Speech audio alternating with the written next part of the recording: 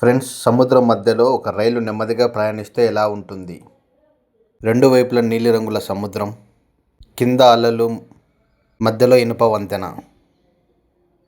ఇదేం cinema scene కాదు, రామేశ్వరానికి వెళ్ళే ప్రత్యేకమైన పంబన్ బ్రిడ్జ్. ఫ్రెండ్స్, 1870లో ఈ ప్రాజెక్ట్ ఐడియా అనేది స్టార్ట్ అయింది. 1911లో కన్స్ట్రక్షన్ వర్క్ స్టార్ట్ అయినవి.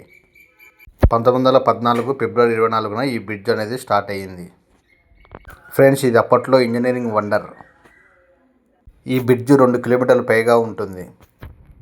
ఈ బ్రిడ్జ్ మధ్యలో నౌకలు వెళ్ళేటప్పుడు వంతెన మధ్య భాగం పైకి లేచి మార్గం ఇస్తుంది. ఫ్రెండ్స్, పంబన్ బ్రిడ్జ్ మీద ప్రయాణించడం ఒక ప్రత్యేక అనుభవము. ట్రైన్ చాలా నెమ్మదిగా వెళుతుంది. కిటికీ బయట నుంచి చూసినప్పుడు ఎటు చూసినా మనకు సముద్రమే కనబడుతుంది. అందుకే ఫ్రెండ్స్, ప్రపంచవ్యాప్తంగా ప్రయాణికులు ఈ జర్నీని ఆస్వాదించడానికి వస్తారు. 1988వ సంవత్సరంలో ఈ బ్రిడ్జ్కు ప్యారలల్గా రోడ్డు మార్గాన్ని కూడా నిర్మించారు. ఈ రోడ్డు బ్రిడ్జ్ నేమ్ వచ్చేసి అన్నా ఇందిరాగాంధీ రోడ్డు బ్రిడ్జ్. ఫ్రెండ్స్, కాలక్రమేణా పాత బ్రిడ్జ్ అనేది బలహీనపడింది.